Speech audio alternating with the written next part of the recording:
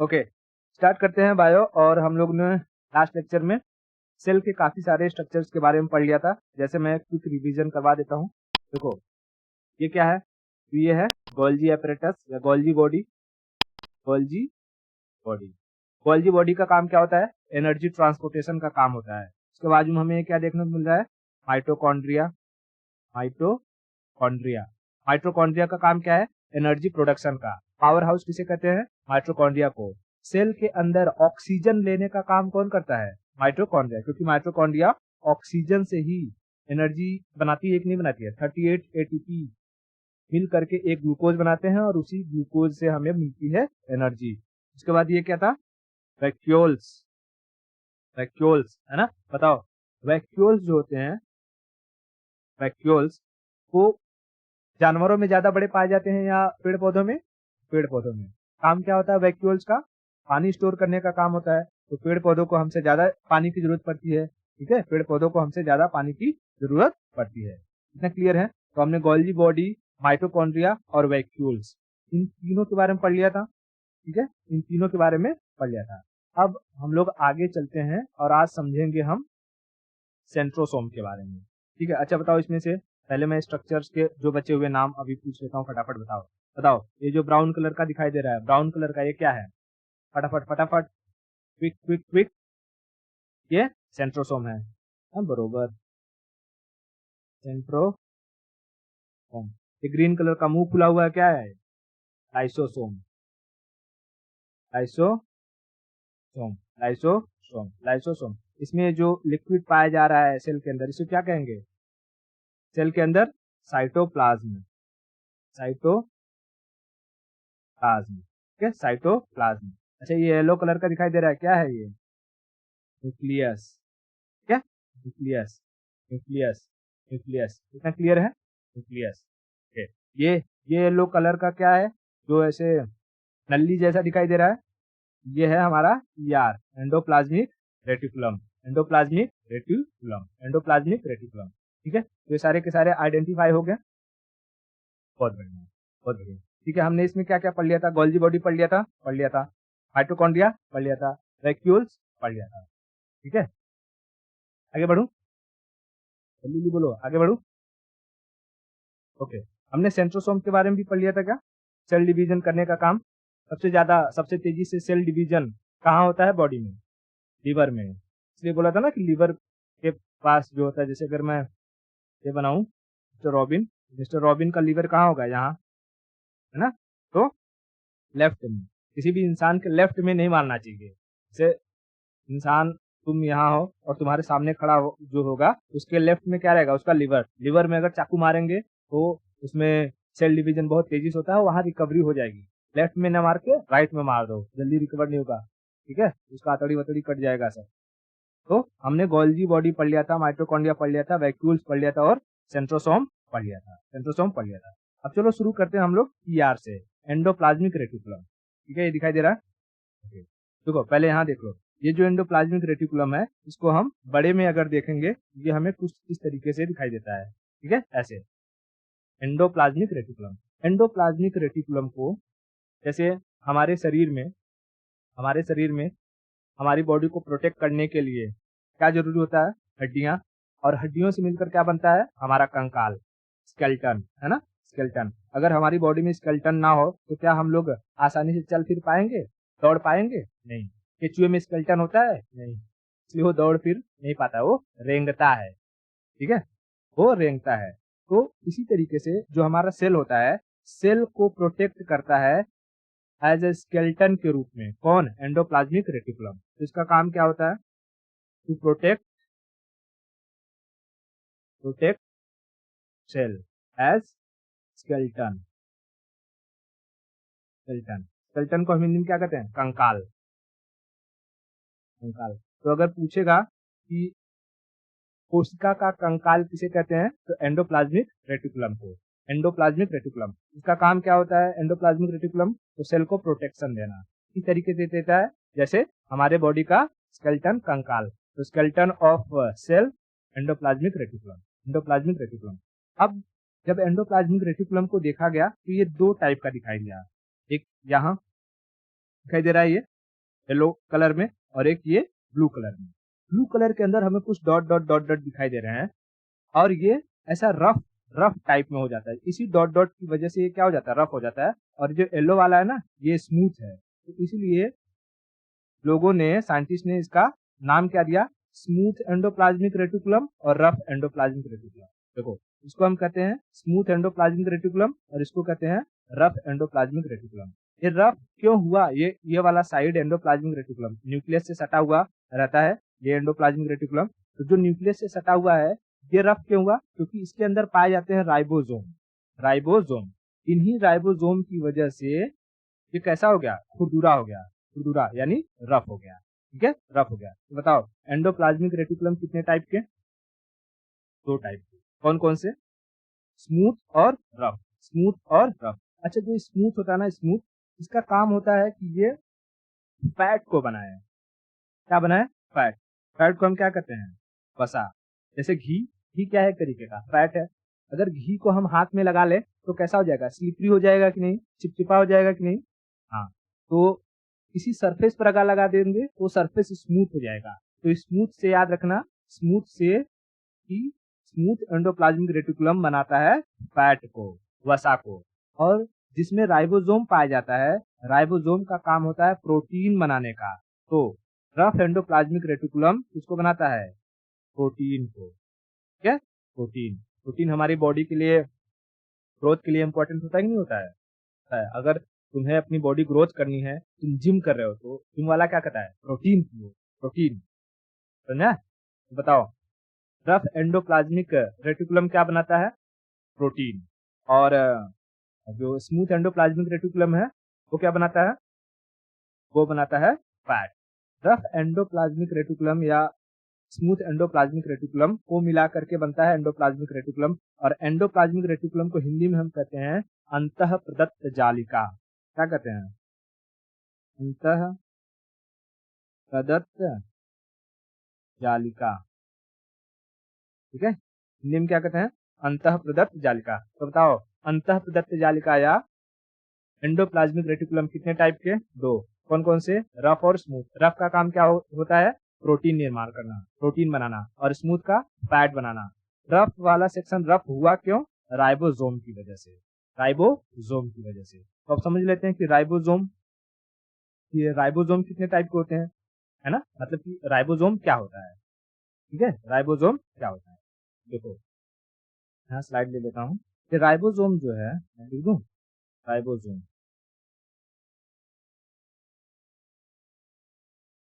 Ribosome ये कहाँ पाया जाता है, तो रफ एंडोप्लाज्मिक रेटिकुलम में, फाउंड इन एंडोप्लाज्मिक रेटिकुलम। कौन से वाले सेक्शन में, रफ। ठीक है, ये सेल का सबसे छोटा पार्ट होता है। देखो, एक तो ये सेल है, सेल में ऑलरेडी इतने छोटे छोटे स्ट्रक्चर्स हैं, उसमें भी ये एंडोप्लाज्मिक रेटिकुलम, और एंडोप्लाज्मिक रेटिकुलम के अंदर भी ये डॉट डॉट डॉट डॉट होता है। इसलिए इसे सेल में पाया जाने वाला सबसे स्मॉलेस्ट बॉडी अगर कोई होगा तो क्या कहलाए, कौन होगा, राइबोसोम। मैं यहाँ लिखता हूँ smallest body in cell, cell के अंदर पाया जाने वाला सबसे छोटा बॉडी इसका होता है राइबोसोम का, राइबोसोम। अब देखो, ये जो राइबोसोम होते हैं ये दो टाइप के, कितने टाइप के होते हैं, टाइप्स दो। कौन कौन सा, तो 70S और 80S। यहाँ लिखता हूँ 70S और 80, 70S और 80S। अच्छा, कैसे पता चला, तो जब सेल के अंदर से, जैसे राइबोसोम को लोगों ने, साइंटिस्ट लोगों ने क्या किया, सेडिमेंटेशन कोएफिशिएंट निकाला। लाइक कि एक परखनली लिया, परखनली के अंदर जब सेल को डाला तो उसमें से, सेल के अंदर से राइबोसोम को निकाल करके लिक्विड में जब उन लोगों ने डाला, तो उन्होंने देखा कि इस लिक्विड के अंदर कुछ राइबोसोम है जो नीचे बैठ जा रहे हैं। ठीक है, कुछ राइबोसोम है जो नीचे बैठ जा रहे हैं, और कुछ राइबोसोम है जो ऊपर तैर रहे हैं, ऊपर तैर रहे हैं। तो उन्होंने नाम दिया, जो तैर रहे हैं वो हल्के हैं, उनको नाम दिया 70S, और जो भारी है, बैठ गए हैं, वो है 80S। उन्होंने देखा जो भारी वाला है एटीएस है, ये ऐसे सेल्स में पाया जा रहा है जो पूरी तरीके से डेवलप्ड होता है, मतलब जिसके अंदर बहुत सारे फंक्शन करने वाले यूनिट्स होते हैं, बॉडी होते हैं। जैसे कि हमारा हमारा खुद का बॉडी है और हमारे बॉडी किससे बना हुआ है? सेल से। तो हमारे सेल के अंदर हमें Golgi body, mitochondria, vacuoles, nucleus, centrosome, cytoplasm, lysosome, DNA, chromosome, ये सारी चीजें देखने को मिलती है। मतलब हमारे बॉडी का एक सेल अपने आप में एक यूनिवर्स की तरह है। तो बताओ अगर इस सेल से कोई बॉडी बनेगा तो बॉडी एकदम डेवलप होगा कि नहीं होगा? जरूर होगा। हमारे पास 2 हाथ है, 5 हाथों में उंगलियां हैं, 2 आंख है, नाक है, मुंह है, कान है, पैर है, बोलने के लिए जुबान है। लेकिन बात बताओ, जो वायरस होते हैं, बैक्टीरिया होते हैं, क्या इन लोगों के पास हाथ, पैर, नाक, मुंह, जुबान होती है? नहीं। यानी हम कह सकते हैं जो बैक्टीरिया वगैरह हैं, वायरसेस हैं, वो उनके बॉडी पूरी तरीके से डेवलप नहीं है ना? तो जिनका भी बॉडी पूरी तरीके से डेवलप नहीं होता है, उन्हें हम कहते हैं प्रोकैरियोटिक। क्या कहते हैं? प्रोकैरियोटिक। मैं लिखता हूं। और प्रोकैरियोटिक के अंदर पाया जाता है 70S टाइप राइबोसोम, क्योंकि जो प्रोकैरियोटिक है उन्हें भी तो प्रोटीन की जरूरत पड़ेगी। तो उन्हें प्रोटीन देने का काम कौन करेगा? 70S type ribosome, prokaryotic. ठीक है, लिखता हूँ, गलत हो जाएगा। तो कैरियोटिक, कैरियोटिक, प्रोकैरियोटिक मतलब ऐसे जीव जिन्हें हम देख नहीं सकते, micro organism, micro organism, organism जैसे वायरस, बैक्टीरिया। ठीक है, वायरस, बैक्टीरिया, जितने भी सूक्ष्म जीव होते हैं जिन्हें हम आंखों से देख नहीं सकते, वो सारे के सारे क्या होते हैं? प्रोकैरियोटिक। प्रोकैरियोटिक मतलब उनकी बॉडी या उनका सेल पूरी तरीके से डेवलप नहीं होता है। ठीक है, पूरी तरीके से डेवलप नहीं होता है। लेकिन जिनके अंदर एटीएस पाया जाता है, यानी वो पूरी तरीके से डेवलप होते हैं, जो डेवलप्ड होते हैं, उन्हें हम कहते हैं यूकैरियोटिक। क्या कहते हैं? यूकैरियोटिक। यूकैरियोटिक, यूकैरियोटिक का मतलब डेवलप्ड सेल। ठीक है, डेवलप्ड सेल। अच्छा, डेवलप्ड सेल कैसे याद रहेगा? सीधा याद रखना, ये है मिस्टर रॉबिन, इनको हम क्या कहेंगे? यू। ठीक है, तो इस यू से याद रखना, यूकैरियोटिक, यानी ऐसे सेल्स जो डेवलप्ड होते हैं। ठीक है, जिनके अंदर तरह तरह की संरचनाएं पाई जाती हैं, स्ट्रक्चर्स पाए जाते हैं, और उनका एक सेल अपने आप में एक यूनिट होता है प्रॉपरली वर्क करने के लिए। क्लियर हुआ? बताओ, राइबोसोम का पहले काम क्या आता है? Protein production, protein production. इसलिए राइबोसोम को प्रोटीन फैक्ट्री कहा जाता है। ठीक है, क्योंकि सारा का सारा जो प्रोटीन होता है वो कहाँ बनता है? इसी प्रोटीन फैक्ट्री में, इसी प्रोटीन फैक्ट्री में। क्लियर है क्या? बाद में जब हम आरएनए वगैरह पढ़ेंगे तो समझेंगे कि आरएनए जो होता है प्रोटीन बनाने में हेल्प करता है। 3 तरीके के आरएनए होते हैं, एमटीआर मैसेंजर होता है, ट्रांसफर होता है, राइबोसोमल होता है। मैसेंजर आरएनए जो प्रोटीन्स हमें खाने से मिलते हैं, मतलब न्यूक्लिक, क्या कहते हैं, न्यूक्लिक एसिड हमें चाहिए रहता है प्रोटीन बनाने के लिए। अमीनो एसिड, न्यूक्लिक एसिड नहीं, अमीनो एसिड। 20 अलग अलग तरीके के अमीनो एसिड चाहिए रहते हैं एक प्रोटीन बनाने के लिए। तो सब जब हम आरएनए पढ़ेंगे तो उसमें समझेंगे कि भाई क्या काम होता है। ठीक है, लेकिन प्रोटीन बनाने का काम किसका है? राइबोसोम का। राइबोसोम, राइबोसोम को हम क्या कहते हैं? Protein factory, protein factory. Clear हुआ? ठीक है, तो बताओ राइबोसोम कितने टाइप के? 2 टाइप के। कौन से? 70S और 80S। 70S किसमें पाए जाते हैं? यूकैरियोटिक या प्रोकैरियोटिक? यूकैरियोटिक, यू नहीं, प्रोकैरियोटिक। प्रोकैरियोटिक मतलब अनडेवलप्ड सेल, एकदम छोटे सूक्ष्म जीव जिनके पास हाथ, पैर, नाक, मुंह नहीं होता है, कोई एक ही सेल होता है, उसमें अपना कुछ कुछ करते रहते हैं, लेकिन वही बहुत खतरनाक हो जाते हैं। ठीक है, और एटीएस किसमें पाया जाता है? तो यूकैरियोटिक, यानी जिसमें सेल पूरी तरीके से डेवलप होता है। यू से याद रखना, यू यू यू एक दूसरे को। ठीक है, क्लियर हो गया? ओके, बहुत बढ़िया। अच्छा, अगर कोई पूछेगा कि बताओ क्या यूकैरियोटिक सेल को हम अपनी आंखों से देख सकते हैं? हाँ बिल्कुल देख सकते हैं, हमारे बॉडी का सेल दिखाई देता है कि नहीं, एक एक ऊपर का उंगली से लगा हुआ है। लेकिन क्या हम प्रोकैरियोटिक को देख सकते हैं नेकेड आइज से? नहीं देख सकते हैं। वायरस हो गया, बैक्टीरिया हो गया, इन लोग को हम नेकेड आइज से नहीं देख सकते। ठीक है, आगे चलते हैं। ओके, चलते हैं, समझते हैं हम लोग न्यूक्लियस के बारे में। देखो हमारा जो सेल होता है, सेल के बीचों बीच पाया जाता है क्या? न्यूक्लियस। न्यूक्लियस, ठीक है, न्यूक्लियस। न्यूक्लियस की खोज करी थी रॉबर्ट ब्राउन ने। Robert brown, Robert brown. ये न्यूक्लियस, एनिमल सेल में सबसे बड़ा स्ट्रक्चर होता है न्यूक्लियस ही। कहेगा कि अगर एनिमल सेल में सबसे लार्जेस्ट स्ट्रक्चर कौन सा होता है? लार्जेस्ट स्ट्रक्चर ये होता है न्यूक्लियस। न्यूक्लियस को हम सेल का ब्रेन कहते हैं, ब्रेन ऑफ द सेल। क्यों कहते हैं? क्योंकि यही न्यूक्लियस, जितने भी लोग हैं इसमें, चाहे ये तुम्हारा लाइसोसोम हो या सेंट्रोसोम हो या गोल्जी बॉडी हो या माइटोकॉन्ड्रिया हो या एंडोप्लाज्मिक रेटिकुलम हो, इन सबको कंट्रोल करने का काम करता है। न्यूक्लियस क्या करता है?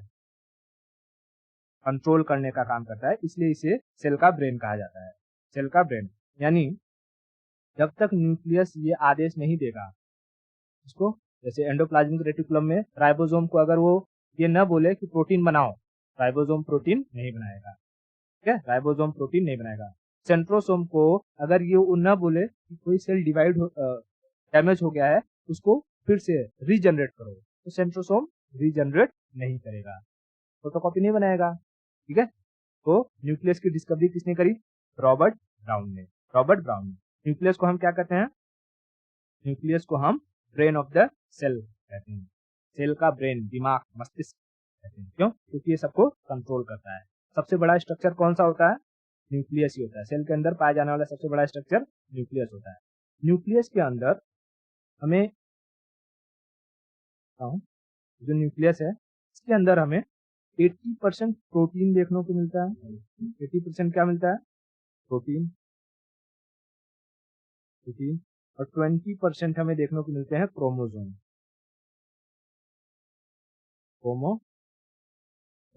क्रोमोसोम मतलब डीएनए। आगे जब हम डीएनए पढ़ेंगे तो समझेंगे कि क्या है क्रोमोसोम, टर्मिनोलॉजी अलग अलग क्यों है, क्रोमोसोम, डीएनए, जीन, आरएनए, ये सब क्या होता है आगे हम। ठीक है, तो न्यूक्लियस के अंदर 80% क्या पाया जाता है? प्रोटीन। 80% प्रोटीन और 20% क्रोमोसोम। प्रोटीन बनाने का काम किसका है? राइबोसोम को। प्रोटीन फैक्ट्री राइबोसोम को कहा जाता है। न्यूक्लियस की डिस्कवरी रॉबर्ट ब्राउन ने। रॉबर्ट ब्राउन ने। रॉबर्ट ब्राउन ने। क्लियर हुआ? देखो हमने इसमें क्या क्या देख लिया? गोल्जी बॉडी देख लिया है, माइटोकॉन्ड्रिया देख लिया है, वैक्यूल्स देख लिया है, उसके बाद एंडोप्लाज्मिक रेटिकुलम, उसमें पाया जाने वाला हमारा राइबोसोम देख लिया, न्यूक्लियस देख लिया है, सेंट्रोसोम देख लिया है। अब बच गया है हमारा ये, इसको हम क्या कहते हैं? लाइसोसोम।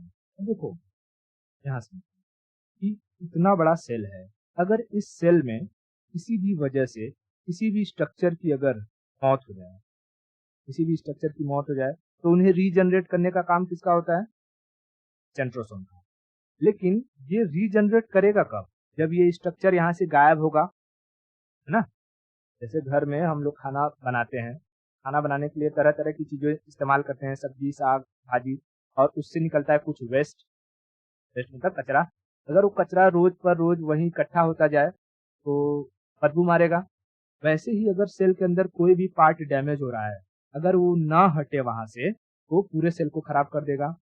तो इसीलिए कोई भी पार्ट अगर डैमेज होता है तो उसे खत्म करने का काम होता है सेंट्रोसोम का, सॉरी लाइसोसोम का। सेंट्रोसोम तो सेल डिवीजन करता है। लाइसो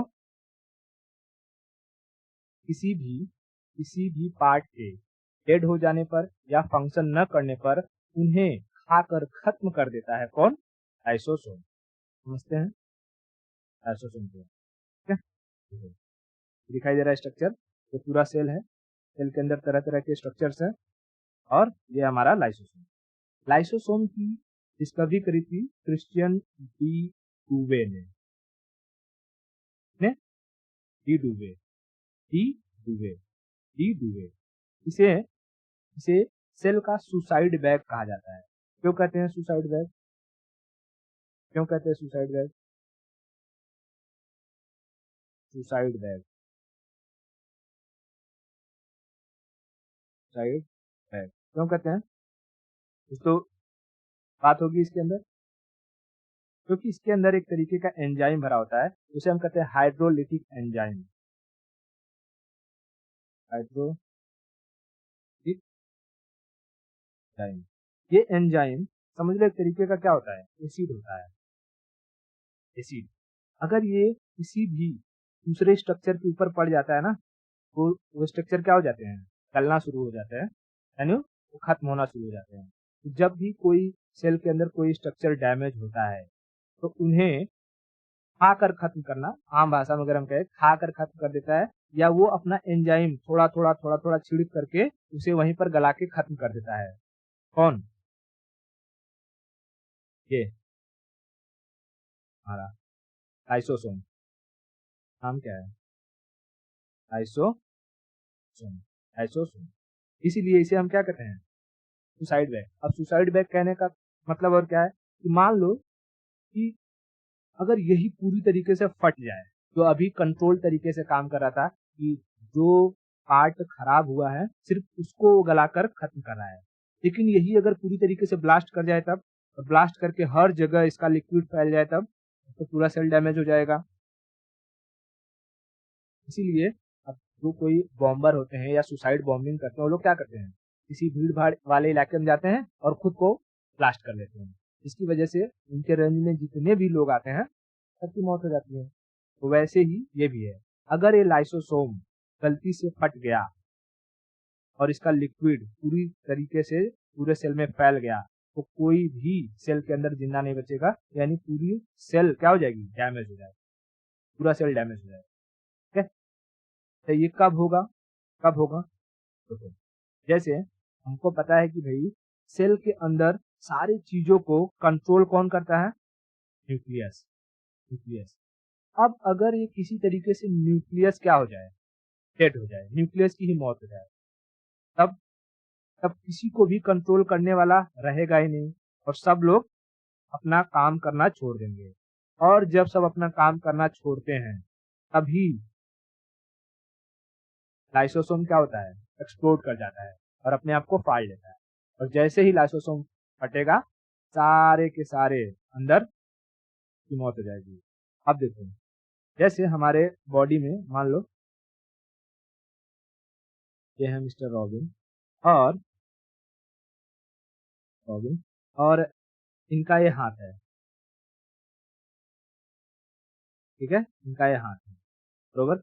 हाथ में इनको चोट लगी, और चोट ऐसी लगी कि सेल का, ये बनाता हूँ, cell cell cell cell cell cell, ठीक है। और मान लो कि ऐसी चोट लगी, इस बीच वाले सेल का न्यूक्लियस ही क्या हो गया, डेड हो गया, मर गया, ठीक है, मर गया। तो ये पूरा का पूरा सेल क्या हो जाएगा, डैमेज हो जाएगा, सेल पूरा डैमेज हो जाएगा। क्यों? क्योंकि न्यूक्लियस के मरते ही लाइसोसोम अपने आप को फाड़ लेगा और सारे स्ट्रक्चर्स को खत्म कर देगा। तो आजू बाजू के जो जो सेल रहेंगे उनके अंदर क्या है, सेंट्रोसोम, सेंट्रोसोम, ठीक है, सेंट्रोसोम। अच्छा, पहले तो इसके, और सबके अंदर लाइसोसोम भी है, लाइसोसोम भी है। तो ये पूरा सेल जब डैमेज हो गया, तब इस डैमेज सेल को कौन हटाएगा, तो आजू बाजू के जो सेल्स हैं उनके लाइसोसोम थोड़ा थोड़ा थूकेंगे, थूक थूक थूक थूक थूक के, यानी वो जो लिक्विड है हाइड्रोलिटिक एंजाइम उसको फेंकेंगे, और इस डैमेज्ड सेल को, इस सड़े हुए सेल को क्या कर देंगे, खत्म कर देंगे। और सबसे कहेंगे, सारे सेल के लाइसोसोम से कहेंगे कि तुम लोग क्या करो, एक नए सेल को जनरेट करो। तो सेम टू सेम ऐसे ही आइडेंटिकल सेल्स यहाँ पर रीजनरेट हो जाएगा, क्योंकि एक सेल डैमेज हुआ है तो एक ही सेल रीजनरेट हो जाएगा। इसलिए हम देखते हैं जब हमें चोट लगती है तो जहां पर चोट लगी रहती है वहां का एरिया काला हो जाता है, और कुछ समय बाद पपड़ी बनकर वो एरिया निकल जाता है और उसके नीचे नया सेल आ जाता है, नया सेल आ जाता है। इतना समझ में आया? ठीक है, तो लाइसोसोम लाइसोसोम का काम क्या होता है? किसी भी काम न कर रहे स्ट्रक्चर को आकर खत्म कर देना। ठीक है, तो कहेगा कि सेल के अंदर कैटाबोलिज्म का काम कौन करता है? कैटाबोलिज्म, कैटाबोलिज्म मतलब काट कूट करने का काम, काट कूट करने का काम या खाकर खत्म करने का काम जो करता है लाइसोसोम। ठीक है, लाइसोसोम। लाइसोसोम की डिस्कवरी किसने करी? डी डुवे ने, डी डुवे ने। ठीक है, डी डुवे ने। क्लियर हुआ? डी डुवे ने। अच्छा, लाइसोसोम के अंदर कौन सा एंजाइम भरा होता है? Hydrolytic enzyme, hydrolytic enzyme. ठीक है, हाइड्रोलिटिक एंजाइम। एक बात बताओ, जो हमारा ब्लड होता है, ब्लड में भी तो कुछ डेड हो जाते हैं कुछ ब्लड, क्योंकि हर जो ब्लड होता है, ब्लड का अपना एक टाइम पीरियड होता है। आरबीसी हो, डब्ल्यूबीसी हो, तो किसी का 120 दिन, किसी का 7 दिन, किसी का 14 दिन, ऐसे टाइम पीरियड रहता है। 120 दिन बाद हमारा जो आरबीसी है वो डेड हो जाता है, मर जाता है। तो ब्लड के अंदर जो मरे हुए सेल्स हैं, यानी मरे हुए ब्लड सेल्स को, हमारे नर्व्स है मान लो, इसके अंदर अगर मरे हुए ब्लड सेल्स हैं तो इन्हें खत्म करने का काम कौन करेगा? क्या इस ब्लड सेल्स के अंदर भी लाइसोसोम पाया जाता है? नहीं, ब्लड के अंदर लाइसोसोम लाइसोसोम नहीं पाया जाता है। ठीक है, ब्लड के अंदर लाइसोसोम नहीं पाया जाता है। तो भाई जो ब्लड है उनके अंदर जो मर चुका है उनको उनको खत्म करने का काम या छानने का काम कौन करता है? तो इनको छानने का काम करता है स्प्लीन। स्प्लीन, ये सारा के सारे जो ब्लड होते हैं, स्प्लीन कहाँ होता है मैं दिखाता हूँ। जैसे ये हमारा पेट है, ठीक है, पेट है, पेट के जस्ट ऊपर देखेंगे हमें तो ये हमारा दिखाएगा स्प्लीन।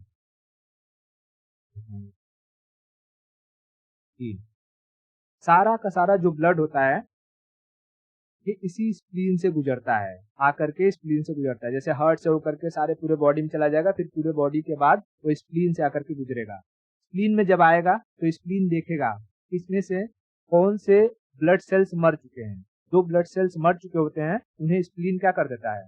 खा जाता है, और जो अच्छे रहते हैं उन्हें जाने देता है। इसलिए स्प्लीन को ब्लड का कब्रगाह कहते हैं, कब्रगाह या ग्रेव यार्ड। इसमें क्या कहेंगे? Graveyard, graveyard of blood.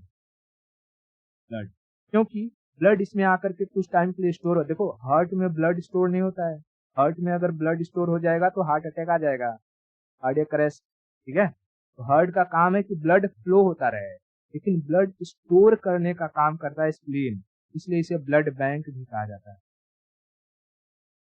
क्या कहते हैं? ब्लड। ठीक है, तो स्प्लीन को हम दो नाम से जानते हैं, ब्लड बैंक या ग्रेवयार्ड ऑफ दी ब्लड। क्यों? क्योंकि ये खराब या मरे ब्लड सेल्स को खा करके खत्म करता है, और जो ब्लड्स होते हैं उन्हें स्टोर करने का भी काम करता है, इसलिए इसे ब्लड बैंक और ग्रेवयार्ड दोनों नाम से जाना जाता है। याद रखना, ब्लड के अंदर पूछेगा कि which of the following does not contain lysosome, cell दे देगा, ब्लड सेल्स दे देगा, आरबीसी, डब्ल्यूबीसी। तो ब्लड सेल्स के अंदर लाइसोसोम नहीं पाए जाते हैं, वो स्प्लीन में जाकर के, ठीक है, खराब वाले सेल जो होते हैं ब्लड के वो स्प्लीन में खत्म होते हैं। क्लियर हुआ? ओके, इतना क्लियर है तो आज के लिए इतना रखते हैं, और बाकी की स्टोरी हम